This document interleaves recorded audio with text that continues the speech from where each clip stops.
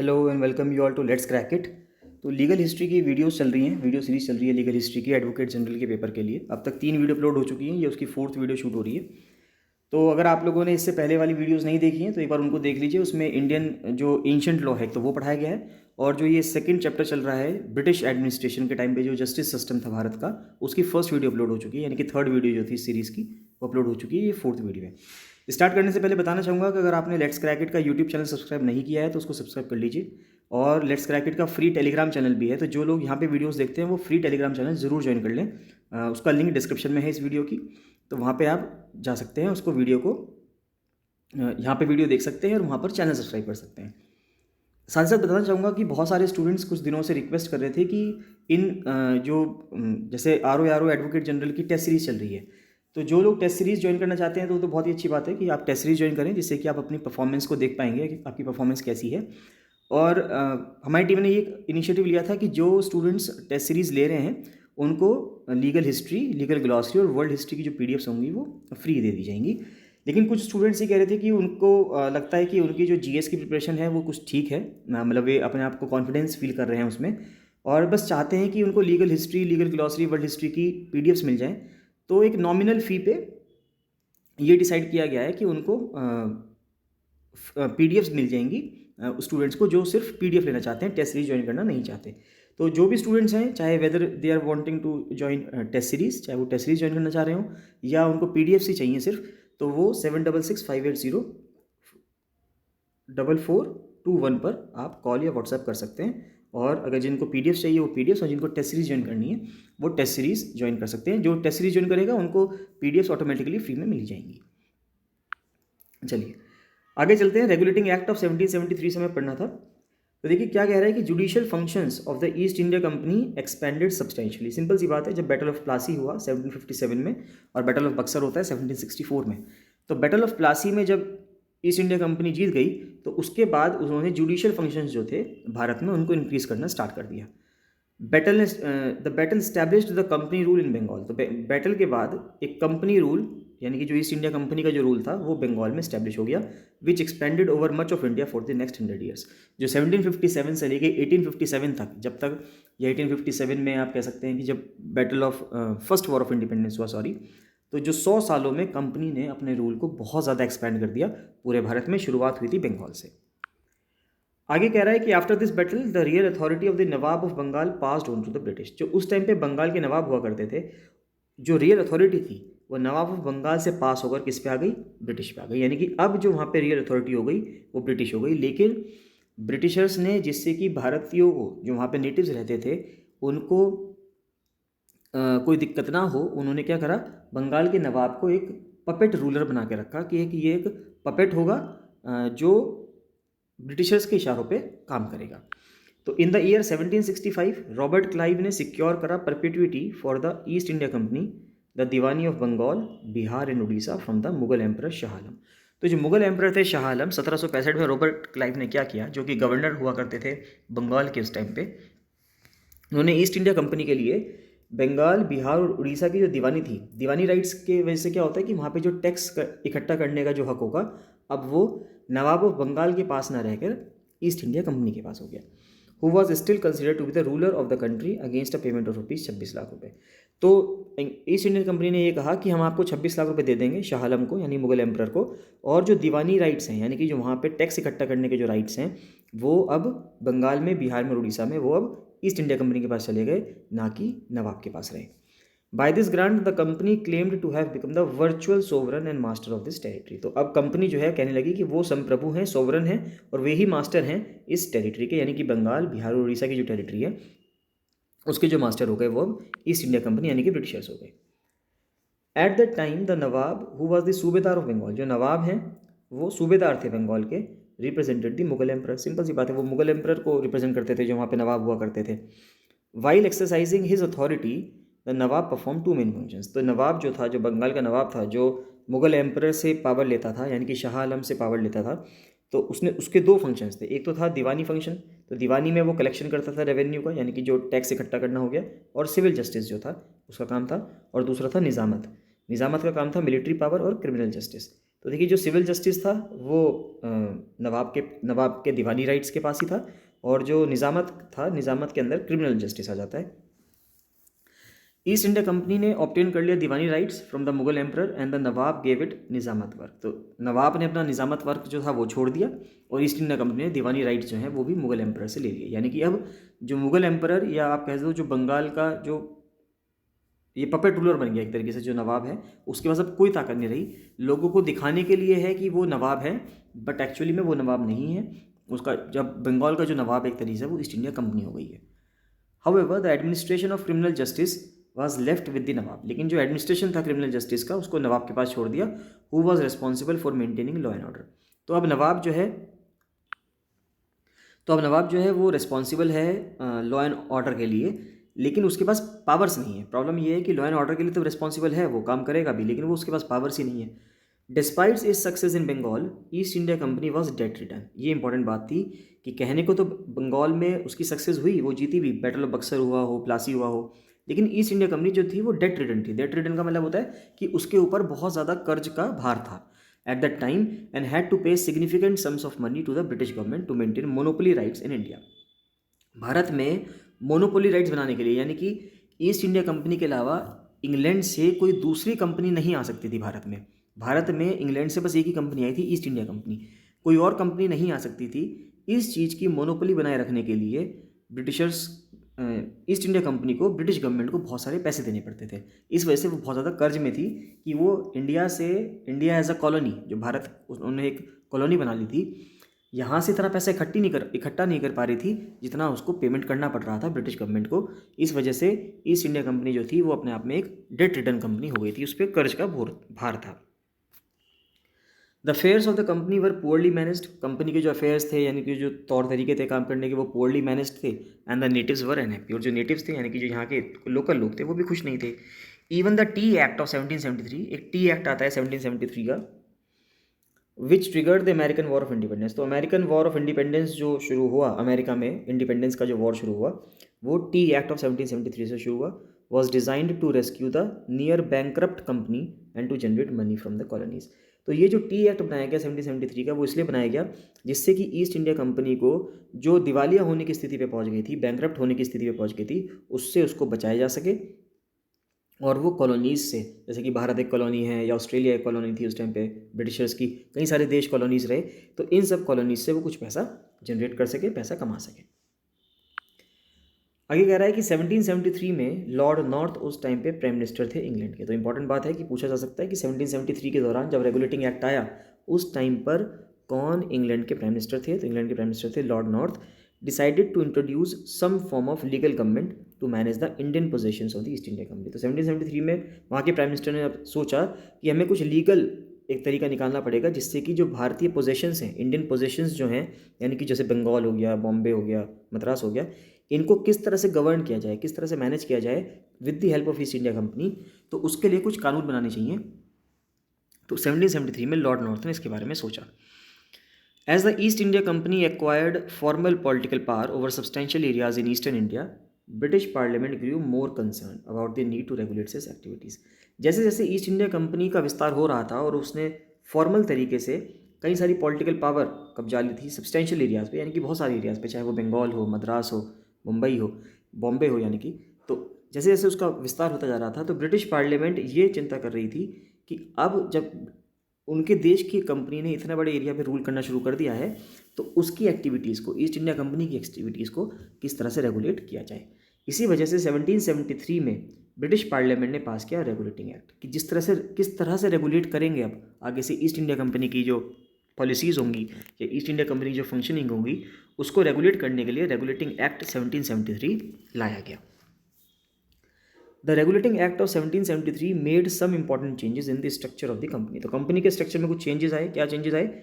इसके बाद एक गवर्नर जनरल ऑफ बंगाल को अपॉइंट कर दिया गया, appointed a governor general and 4 councillors at Fort Williams in Calcutta. तो कैलकाटा में फोर्ट विलियम है, ये आपको पता चला यहाँ से, और गवर्नर जनरल के साथ 4 काउंसलर्स को अपॉइंट किया गया by the regulating act of 1773। The regulating act of 1773 is widely considered as the first attempt. ये पहला अटेम्प्ट था ब्रिटिश पार्लियामेंट के द्वारा to construct a regular government for India, कि भारत के लिए एक रेगुलर सरकार बने उसके लिए जो पहला कदम लिया गया वो किसके तहत लिया गया? रेगुलेटिंग एक्ट ऑफ 1773 के तहत लिया गया।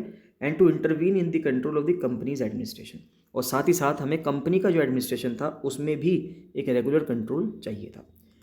The regulating act of 1773 also superseded the provisions of the 1753 charter. ये हमने पिछली वीडियो में पढ़ा है कि 1753 का जो चार्टर था उससे पहले 1726 का चार्टर था, तो 1726 के बाद 1753 का चार्टर आया और इसके बाद 1773 का रेगुलेटिंग एक्ट आया। तो 1773 के रेगुलेटिंग एक्ट ने 1753 के चार्टर को नल एंड वॉइड कर दिया, खत्म कर दिया। Regulating Act of 1773 was the first attempt at creating a separate and somewhat independent judicial organ. तो 1773 का जो रेगुलेटिंग एक्ट था इसके बाद ही पहला अटेम्प्ट था जिससे कि एक सेपरेट जुडिशियल ऑर्गन भी भारत में बन गया under the direct control of the king, जो किंग के कंट्रोल के अंदर होगा। इससे पहले हमने पढ़ा, इससे पहले जो 1726 की हेल्प से जो मेयर्स कोर्ट बनी थी ये सब ईस्ट इंडिया कंपनी वगैरह के अंडर आया करती थी, क्राउन के अंडर नहीं थी या किंग के अंडर नहीं थी, कंपनी के अंडर थी, यानी कंपनी से पावर लेती थी। लेकिन 1773 के रेगुलेटिंग एक्ट से अब जो वहाँ पे जुडिशियल सिस्टम बनेगा वो ब्रिटिश क्राउन या ब्रिटिश किंग के अंडर बनेगा। The chief justice and other puisne जजेस, प्यूनी जजेस का मतलब होता है जो जूनियर जजेस होते हैं, एक तो चीफ जस्टिस होता है, उसके नीचे जो जजेस होते हैं उनको हम प्यूनी जजेस कहते हैं।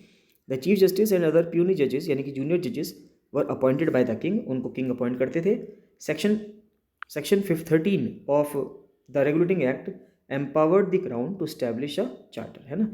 तो सेक्शन 13 ने, जो रेगुलेटिंग एक्ट का सेक्शन 13 था, उसने एम्पावर्ड करा क्राउन को कि इस्टेब्लिश बाय चार्टर है सुप्रीम कोर्ट, कि आप एक सुप्रीम कोर्ट का इस्टेब्लिशमेंट कर सकते हैं जस्टिस के लिए, जुडिकेचर के लिए, एट फोर्ट विलियम इन कलकत्ता। तो कलकत्ता के फोर्ट विलियम में आप एक सुप्रीम कोर्ट का गठन कर सकते हैं। तो 1773 के रेगुलेटिंग एक्ट से सुप्रीम कोर्ट बनाई गई भारत में, और सुप्रीम कोर्ट कहाँ पे बनी थी? वो बनी थी बंगाल में। 26 मार्च 1774 में लेटर्स पेटेंट इशू किया गया, जिसके वजह से सुप्रीम कोर्ट ऑफ जुडिकेचर को इस्टेब्लिश कर दिया गया। 1773 के रेगुलेटिंग एक्ट आया जिसमें प्रोविजन आया कि बंगाल के कलकत्ता में एक सुप्रीम कोर्ट बनेगा, और 26 मार्च 1774 को लेटर्स पेटेंट के तहत सुप्रीम कोर्ट बना दी गई, इस्टेब्लिश कर दी गई फोर्ट विलियम कलकत्ता में। इंपॉर्टेंट बात है, ये आपको ध्यान होना चाहिए। आगे कह रहा है the supreme court was to consist of a chief justice. Supreme court में एक चीफ जस्टिस हुआ करते थे और 3 प्यूनी जजेस हुआ करते थे, being barristers of not less than 5 years of standing to be appointed by his majesty. तो हिज मेजेस्टी कहते थे किंग को या क्वीन को, यानी कि जो वहाँ पर थे। तो चीफ जस्टिस अपॉइंट किए गए सुप्रीम कोर्ट में, 3 प्यूनी जजेस अपॉइंट किए गए, और जो बैरिस्टर्स थे यानी कि जो लॉयर्स या वकील हुआ करते थे उनको कम से कम 5 साल का एक्सपीरियंस होना चाहिए जुडिशरी का। सर एलिजा इम्फे, ये आपको पता होगा, नहीं पता है तो देख लीजिए। सर एलिजा इम्फे जो थे ये एक डिस्टिंग्विश्ड इंग्लिश बैरिस्टर थे जिनको अपॉइंट किया गया एज द पहला chief justice of the supreme court of Calcutta, a post he held until 1787। तो देखिए 1774 में सुप्रीम कोर्ट बना, 1774 में जब सुप्रीम कोर्ट बना उसके बाद उसमें फर्स्ट चीफ जस्टिस जो अपॉइंट किए गए वो सर एलिजा इम्फे थे, और इन्होंने जो ये पोस्ट संभाली 1787 तक इस पोस्ट को संभाला। तो सुप्रीम कोर्ट किसके तहत सेट किया गया था? लेटर्स पेटेंट के तहत बनाया गया था। अभी हमने ये ऊपर देख भी लिया। और पहले जो chief justice of supreme court बनाए बंगाल कलकत्ता के वो कौन थे? सर एलिजा इम्फे थे। Clause 18 of the first charter ordain that the supreme court should be a court of equity. ये इक्विटी का कोर्ट होगा, यानी सबके बीच में समानता हम रखेंगे। And shall and may have the full power. देखिए एक वर्ड होता है इक्वालिटी, है ना। आप मुझे कमेंट सेक्शन में बताएंगे, एक वर्ड है इक्वालिटी और एक वर्ड है इक्विटी, दोनों में क्या डिफरेंस है? इक्वालिटी और इक्विटी में क्या डिफरेंस है ये आप मुझे बताएंगे कमेंट सेक्शन में कमेंट करके। तो आगे कह रहा है कि court of equity and shall and may have the full power and authority to administer justice, और वो जस्टिस कर सकते हैं in a summary manner as nearly as may be according to the rules and proceedings of our High Court of Chancery in Great Britain. यानी कि जिस तरह से हाई कोर्ट जो थी ग्रेट ब्रिटेन की, वो जिस तरह से वहाँ पे रूलिंग किया करती थी, वहाँ पे जिस तरह से वो जस्टिस सिस्टम किया करती थी इम्प्लीमेंट, उसी तरह से भारत में जो सुप्रीम कोर्ट थी वो भी इसी तरह से काम करेगी।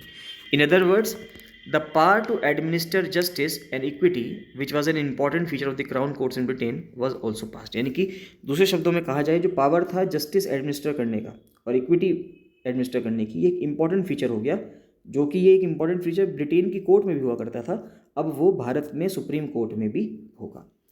The legacy of this practice continues to have influence in India at least in areas of Hindu law. तो हिंदू लॉ में भी आप देखेंगे तो इस प्रैक्टिस का लीगेसी मिल जाएगा आपको। Supreme court under the regulating act of 1773 was a court of record. ये कोर्ट ऑफ रिकॉर्ड बनाया गया। कोर्ट ऑफ रिकॉर्ड का मतलब क्या होता है कि इससे जो फैसले निकलेंगे उनको रिकॉर्ड पे रखा जाएगा, और अगर कोई बाद में फ्यूचर में इन केस ऐसा कोई केस आता है जिसमें पिछले केस को यूज़ कर सके, तो पिछले केस का प्रेसिडेंट माना जाएगा, कि पिछले केस का उसमें प्रेसिडेंट देंगे कि फला फला केस में ऐसा हुआ था और उसका फैसला ये दिया गया था, सुप्रीम कोर्ट ने इसका फैसला ये दिया था या हाई कोर्ट ने इसका फैसला ये दिया था, तो उसी फैसले को यूज़ करेंगे अगले केस में भी जो प्रेजेंट में आया हुआ होगा। तो सुप्रीम कोर्ट जो रेगुलेटिंग एक्ट के तहत बनाई गई थी उसको कोर्ट ऑफ रिकॉर्ड कहा गया, and had the power and authority similar to that of king's bench in England. जिस तरह से किंग्स बेंच इन इंग्लैंड में जो किंग की बेंच थी इंग्लैंड में उसके पास पावर हुआ करती थी, सेम उसी तरह से पावर सुप्रीम कोर्ट को रेगुलेटिंग एक्ट के तहत दी गई। Supreme court of Calcutta had jurisdiction over civil, criminal, admiralty and ecclesiastical matters पे। जो सिविल मैटर्स थे कि सिविल मैटर्स पे उसको पावर मिली कि जो सिविल मुद्दे होते हैं क्रिमिनल मुद्दों पे, एडमिरल्टी मैटर्स पे, एडमिरल्टी का मतलब होता है जो नौसेना वाले जो विभाग होते हैं उनसे, और एक्लेसियास्टिकल, एक्लेसियास्टिकल का मतलब होता है जो कि आप जो चर्च से जो भी चीज़ें रिलेटेड होती हैं, यानी कि टेम्पल्स, चर्च से जो रिलेटेड चीज़ें हैं, यानी क्रिश्चियन मैटर्स जो हैं, अगर आप देखेंगे तो affairs of the Christian church है ना, उनसे जो रिलेटेड जो मैटर्स हैं उन सब को डील करने के लिए उन सब के ऊपर जुरिस्डिक्शन कैलकटा की जो सुप्रीम कोर्ट थी इसको दिया गया। It had the power to issue writ such as mandamus and certiorari. Mandamus का मतलब होता है वी कमांड, यानी कि जो सुप्रीम कोर्ट थी वो कुछ कमांड कर सकती थी, ऑर्डर दे सकती थी कि नीचे जो अथॉरिटीज़ हैं उनको किस तरह से काम करना है। मैंडमस का मतलब ये होता है, और सर्शोररी का मतलब होता है टू सर्टिफाई, है ना, कि वो सर्टिफाई कर सकती थी। ये देखिए, ये मैंने आपको लीगल ग्लॉसरी जो है उसमें भी बताया है, तो लीगल ग्लॉसरीज हैं, लीगल ग्लॉसरी का ही ये दो टर्म्स हैं। तो टू सर्टिफाई यानी किसी चीज़ को सर्टिफाई करना हो तो उसको सर्टिफाई कर सकती थी, जिस तरह से jurisdiction of the present day high courts and supreme court, जैसे कि आज का भारत का हाई कोर्ट और सुप्रीम कोर्ट रिट्स को इशू करता है, रिट्स जारी करता है, उसी प्रकार से 1774 में जब सुप्रीम कोर्ट बंगाल में इस्टेब्लिश की गई थी वो भी इसी तरीके से रिट्स इशू कर सकती थी। It also had the power of oyer and terminer. इसका मतलब होता है कि to try offences and imprisonment, यानी कि ऑयर एंड टर्मिनर एक एंग्लो फ्रेंच वर्ड है, और इसका मतलब ये है कि आप केस सुने और वहाँ पे सज़ा सुनाएं अगर वहाँ पे जो भी ऑफेंसेज, जो भी गलतियाँ पाई जाती हैं। The court also had to frame separate rules of practice and procedure for governing its functioning. Court को अलग अलग रूल्स बनाने थे, किस तरह से वो अपनी फंक्शनिंग को गवर्न करेगा, रूल करेगा। कोर्ट ने ये भी अपने रूल्स बनाए। Supreme court has jurisdiction over all British subject. Supreme court का जो जुरिस्डिक्शन था, यानी कि उसका जो न्याय की जो प्रक्रिया थी वो किन किन लोगों पे लागू थी। एक तो जो ब्रिटिश सब्जेक्ट्स थे, जितने भी ब्रिटिश सब्जेक्ट्स यानी कि ब्रिटिशर्स भारत में रह रहे थे सबके ऊपर लागू था, and those residing in Bengal, Bihar and Orissa.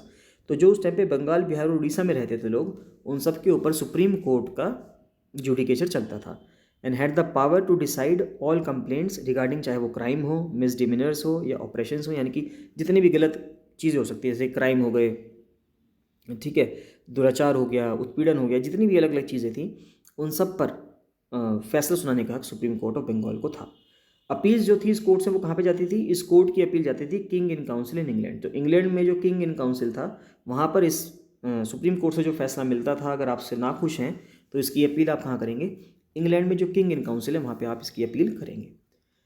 The charter of 1774 in pursuance, charter तो 1773 का था basically, in pursuance of the regulating act establish the supreme court. हाँ, तो सब जो रेगुलेटिंग एक्ट आया उसके बाद 1774 में सुप्रीम कोर्ट इस्टेब्लिश कर दी गई बंगाल में, did not delineate the bounds of its jurisdiction. लेकिन प्रॉब्लम क्या रही कि इसने ये नहीं बताया कि सुप्रीम कोर्ट की जो जुरिस्डिक्शन की जो बाउंड्री है वो कहाँ है, कहाँ तक वो फैसला सुना सकता है, उसके ऊपर कुछ भी नहीं कहा गया रेगुलेटिंग एक्ट 1773 के द्वारा। This omission led to a sharp conflict of opinion about the jurisdiction of the supreme court. तो इसकी वजह से एक बहुत ज़्यादा कॉन्फ्लिक्ट वाली स्थिति पैदा हो गई कि सुप्रीम कोर्ट का जुरिस्डिक्शन है कितना बड़ा।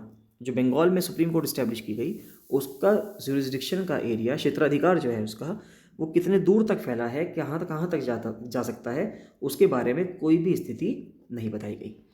Not infrequently the supreme Court without drawing any light from the regulating Act overstepped the limits of its jurisdiction. Simple सी बात है, अगर आप किसी के ऊपर कोई पाबंदी नहीं लगाएंगे तो उम्मीद है कि वो अपनी पाबंदियों, उसको जब पता ही नहीं है उसकी पाबंदियाँ क्या हैं, तो वो अपनी सीमाओं को लांघ सकता है। लाइकवाइज सुप्रीम कोर्ट को के ऊपर जब कोई लिमिट्स नहीं थी तो वो अपनी लिमिट्स को ओवर स्टेप कर देते थे जुरिस्डिक्शन में, and thus commenced in Bengal an era of confusion described by Macaulay in his essay as a reign of terror.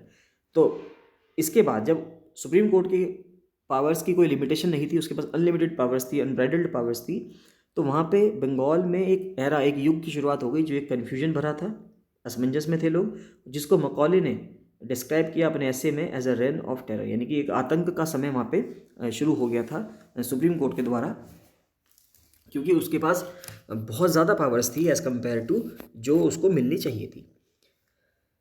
The power and jurisdiction of the supreme court in matters relating to natives was particularly controversial. देखिए, अभी तक तो हमने करा कि British subjects तो supreme court के through govern होंगे, लेकिन जो नेटिव्स हैं, नेटिव्स किस तरह से गवर्न होंगे, नेटिव्स को के ऊपर किस तरह से रूलिंग आएगी, उसके ऊपर कुछ भी अभी बताया नहीं गया था।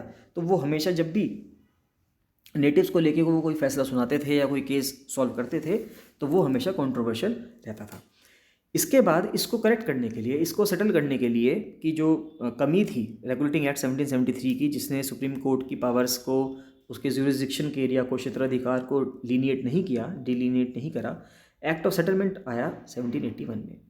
एक्ट ऑफ सेटलमेंट जो है 1781 का, पार्टली रिजॉल्व दीज इशूज़, तो उसने इन इशूज़ को रिजॉल्व करने की कोशिश करी। Its effect was to take away the application of the English law to Hindus and Mohammedans in the matter of contracts. तो इसके इफेक्ट से, एक्ट ऑफ सेटलमेंट के इफेक्ट से क्या हुआ कि जो एप्लीकेशन का हक था इंग्लिश लॉ का, किन के ऊपर, हिंदूज़ के ऊपर, मुस्लिम्स के ऊपर, in the matter of contract and other matters enumerated in the statutes and to provide that they were to be governed in these matters by their own laws and usages. तो उसमें ये कह दिया गया कि English law Hindus पे और Muslims पे एप्लीकेबल नहीं होगा, जहाँ पे कॉन्ट्रैक्ट या कोई दूसरे जो मैटर्स हैं जो स्टैट्यूट में लिखे, वहाँ पे किसी कानून में लिखे गए होंगे, तो उन पे इंग्लिश लॉ काम नहीं करेगा। इन पर मुस्लिम्स के लिए इस्लामिक लॉ और हिंदूज़ के लिए जो हिंदू के धर्मशास्त्र वगैरह के जो टेक्स्ट थे, उन्हीं के तहत उनके कानून लगेंगे, इंग्लिश लॉ उन पे एप्लीकेबल नहीं होगा। तो ये कहा गया एक्ट ऑफ सेटलमेंट 1781 के द्वारा। अब देखते हैं कि रेगुलेटिंग एक्ट 1773 के डिफेक्ट्स क्या थे। तो देखिए, सबसे बड़ा डिफेक्ट क्या था कि regulating act was one of the significant step तो अच्छा था ये, लेकिन इसमें दिक्कत क्या थी कि एक तो इसमें कंपनी की जो कोर्ट्स हुआ करती थी और जो सुप्रीम कोर्ट थी, उसके रिलेशन में प्रॉब्लम आने लगी। One of its glaring defects was that it did not ले, इंपॉर्टेंट बात क्या है, it did not lay down any provision dealing with the relationship between the companies court, यानी कि जो वो मेयर्स कोर्ट थी, वो जो दूसरी पुरानी कोर्ट्स थी जो कंपनी ने बना रखी थी, और बाद में जो सुप्रीम कोर्ट बनाई रेगुलेटिंग एक्ट के द्वारा, क्योंकि सुप्रीम कोर्ट बनाई है किंग ने, ब्रिटिश क्राउन ने, और जो पुरानी कोर्ट्स हुआ करती थी वो बनाई थी कंपनी ने, ईस्ट इंडिया कंपनी ने। तो अब ये दोनों कोर्ट्स आपस में किस तरह से काम करेंगी, इसके बारे में कुछ भी नहीं बताया गया रेगुलेटिंग एक्ट के द्वारा। तो ये बहुत ही बड़ा डिफेक्ट था रेगुलेटिंग एक्ट का। Regulating act made the jurisdiction of the supreme court partially concurrent with that of the अदालत। तो जैसे कि अदालत जो होती हैं, उस तरह से ही साथ साथ इसको सुप्रीम कोर्ट के फंक्शनिंग को रख दिया गया। In several instances the governor general and the councils supported the अदालत। गवर्नर जनरल जो थे, काउंसिल थे, वो अदालत को सपोर्ट करते थे, which led to severe friction and conflict between the council and the supreme court. तो सुप्रीम कोर्ट जो उस टाइम पे फैसला सुनाता था, या सुप्रीम कोर्ट जो भी करता था, उसमें और गवर्नर जनरल में सिंपल सी बात है, उस टाइम पे कॉन्फ्लिक्ट पैदा होने की गुंजाइश बन जाती थी। Furthermore the system of checks and balances, जो चेक्स एंड बैलेंस, देखिए ब्रिटिश गवर्नमेंट कैसे काम करवा रही थी कंपनी से, वो कंपनी पे चेक एंड बैलेंस पॉलिसी अपनाती थी, यानी कि चेक भी होता रहेगा कि कंपनी जो काम कर रही है, क्या वो British as a nation, England as a nation के फेवर में भी काम हो रहा है, या ईस्ट इंडिया कंपनी सिर्फ अपने ही फेवर में काम कर रही है, ये भी देखना था। Furthermore the system of checks and balances established by the act made the governor general powerless. तो चेक्स एंड बैलेंसेज का जो सिस्टम था, उसने गवर्नर जनरल को एक तरह से पावरलेस बना दिया बिफोर हिज ओन काउंसिल, अपनी काउंसिल के सामने, and the executive powerless before the supreme court. Executive को तो पावरलेस कर दिया सुप्रीम कोर्ट के सामने, और गवर्नर जनरल को पावरलेस कर दिया उसकी खुद की काउंसिल के सामने। तो ये चेक्स एंड बैलेंसेज की पॉलिसी थी। The circumstances that prevailed at Bombay and Madras were not similar to those of Calcutta. बात ये भी आती है कि कैलकाटा में ही सुप्रीम कोर्ट क्यों बनाया, बाकी तीनों प्रेसिडेंसीज थी, बंगाल की प्रेसिडेंसी भी थी, बॉम्बे भी थी, मद्रास भी थी, तो बॉम्बे और मद्रास में क्यों नहीं बनाया गया सुप्रीम कोर्ट। तो इसका आंसर ये है कि the circumstances that prevailed at Bombay and Madras were not similar to those of Calcutta. Calcutta में जो परिस्थितियाँ थी वो बॉम्बे से और मद्रास से बिल्कुल हटकर थी। देखिए, बॉम्बे तो वैसे भी दहेज में मिला हुआ था, है ना, जब वो जो ब्रेगेंजा की जो क्वीन थी और उनकी जब शादी हुई थी, तो वो तो बॉम्बे तो वैसे भी डॉरी में मिला हुआ था। तो जब वो डॉरी का था, तो बॉम्बे को तो वे समझते थे कि ये तो हमारी पूरी की पूरी टेरिटरी है, तो ये इस टेरिटरी पे तो वो शुरू से ही अपना हक समझते थे। लेकिन कुछ सर्कमस्टेंसेस ऐसे भी थे जो मद्रास के और बॉम्बे के अलग थे कैलकटा से। तो इस वजह से for this reason it was not considered necessary to establish a supreme court in these towns. तो इस वजह से सुप्रीम कोर्ट को उन जगहों पर इस्टेब्लिश करने की नहीं सोचा गया, कैलकटा में ही इस्टेब्लिश करने का सोचा गया। An act of the British parliament made in 1797 also abolish the mayor's court. तो मेयर्स कोर्ट किस चीज़ से एबॉलिश की गई? 1797 का एक एक्ट आया ब्रिटिश पार्लियामेंट का, उसके तहत मेयर्स कोर्ट एबॉलिश कर दी गई, जो कि बॉम्बे और मद्रास में थी, है ना। Made in 1797 also abolish the mayor's court established at Bombay and Madras. तो बॉम्बे मद्रास में जो पहले मेयर्स कोर्ट हुआ करती थी, जो 1726 के चार्टर से बननी शुरू हुई थी, उनको भी एबॉलिश कर दिया गया। 1797 act authorise the crown to issue a charter to establish recorder's court. देखिए 1797 के एक्ट से मेयर्स कोर्ट खत्म कर दी गई और रिकॉर्डर्स कोर्ट बना दी गई मद्रास में। मद्रास के अंदर क्या कौन सी नई कोर्ट बनाई गई? अब रिकॉर्डर्स कोर्ट बनाई गई 1797 में। Recorder's court which was declared as a court of record, इसको भी कोर्ट ऑफ रिकॉर्ड कहा गया। कोर्ट ऑफ रिकॉर्ड में आपको समझा चुका हूँ ऊपर कि कोर्ट ऑफ रिकॉर्ड क्या होता है। कंसिस्टेड ऑफ अ मेयर, इसके अंदर एक मेयर हुआ करता था, 3 एल्डरमैन हुआ करते थे और एक रिकॉर्डर हुआ करता था। एल्डरमैन मैंने आपको कल की वीडियो में बताया था कि एल्डरमैन कौन होते हैं, यानी जो पिछली वीडियो में अगर आपने देखी होगी तो आप समझ सकते हैं कि एल्डरमैन कौन होते हैं। वैसे मैं दोबारा बता देता हूँ, जो एल्डरमैन हैं वो ब्रिटिश सब्जेक्ट्स हुआ करते हैं और बेसिकली वो कौन होते हैं? जो सीनियर मेंबर्स होते हैं और जो जुडिशरी में ज्यूरी मेंबर की तरह काम करते हैं और जो आप कह सकते हैं जो चीफ जस्टिस है या जज है उसकी हेल्प करते हैं। The recorder who was the president of the court, तो रिकॉर्डर्स कोर्ट का जो प्रेसिडेंट हुआ करता था वो रिकॉर्डर हुआ करता था। Was appointed by his majesty यहाँ पे किंग या queen, from among the lawyers which at least 5 years of experience at the bar. यानी कि जो बार काउंसिल होती है, यानी कि वहाँ पे जजमेंट का, जुडिशरी का, उसको एडवोकेसी का, उसको लगभग 5 साल का एक्सपीरियंस हो कम से कम, उसी पर्सन को रिकॉर्डर बनाया जा सकता था रिकॉर्डर्स कोर्ट में। Supreme court were soon established in Madras and Bombay during the rain of king George III। तो बाद में सुप्रीम कोर्ट को इस्टेब्लिश किया गया वापस से बॉम्बे में और मद्रास में। देखिए अब तक तो सुप्रीम कोर्ट सिर्फ और सिर्फ कहाँ पे थी? सुप्रीम कोर्ट थी सिर्फ और सिर्फ बंगाल में। बाद में सुप्रीम कोर्ट को मद्रास और बॉम्बे में भी इस्टेब्लिश किया गया किंग जॉर्ज III के रेन के अंडर। In 1800 the British parliament passed an act empowering the crown to establish a supreme court. तो 1800 में ब्रिटिश पार्लियामेंट ने वापस से एक एक्ट पास किया जिससे कि क्राउन को एम्पावर किया जा सके कि आप एक सुप्रीम कोर्ट इस्टेब्लिश करो मद्रास में in place of the recorder's court. देखिए पहले 1797 में तो रिकॉर्डर्स कोर्ट बनाया गया, लेकिन मद्रास भी अपने आप में एक बड़ा प्रोविंस था। इस वजह से मद्रास में रिकॉर्डर कोर्ट हटाकर 1800 में ब्रिटिश पार्लियामेंट ने एक एक्ट पास किया कि वहाँ पर हम एक सुप्रीम कोर्ट बनाएंगे। जिस तरह से बंगाल की सुप्रीम कोर्ट है, इस तरह से मद्रास में भी एक सुप्रीम कोर्ट होगी। The powers of the recorder's court were transferred to the newly establish supreme court. तो सुप्रीम कोर्ट इस्टेब्लिश कर दी गई और रिकॉर्डर्स कोर्ट की सारी पावर सुप्रीम कोर्ट में ट्रांसफर कर दी गई। And it was directly to apply the same jurisdiction, और वो उसको डायरेक्ट किया गया कि आप अप्लाई करो वही same jurisdiction and be subject to the same restrictions as those apply to the supreme court of judicature at Calcutta. तो जो बंदिशें और जिस तरह से ताकतें कैलकाटा की सुप्रीम कोर्ट को मिली हुई थी, उसी तरह से सभी बंदिशें और वही ताकतें सुप्रीम कोर्ट ऑफ मद्रास को भी मिलने लगी। बॉम्बे के केस में अगर कहा जाए, रिकॉर्डर्स कोर्ट ने काम किया 1823 तक। देखिए रिकॉर्डर कोर्ट ने जो काम किया मद्रास में सिर्फ 3 साल किया, 1797 से लेके 1800 में, और 1800 के बाद वहाँ पर तो सुप्रीम कोर्ट इस्टेब्लिश हो गई मद्रास में। लेकिन बॉम्बे की जो रिकॉर्डर कोर्ट थी उसने काफ़ी लंबे समय तक काम किया, 1823 तक काम किया। 1823 में ब्रिटिश पार्लियामेंट का वापस से एक एक्ट आया और उसने रिकॉर्डर्स कोर्ट को एबॉलिश कर दिया वहाँ पे और सुप्रीम कोर्ट लगा दी गई। तो क्या सुप्रीम कोर्ट सिर्फ और सिर्फ जब तक अंग्रेजों ने राज किया सिर्फ और सिर्फ बंगाल में थी क्या? नहीं, ऐसा नहीं है। बॉम्बे में और मद्रास में भी बाद में सुप्रीम कोर्ट बनी, लेकिन लेट बनी।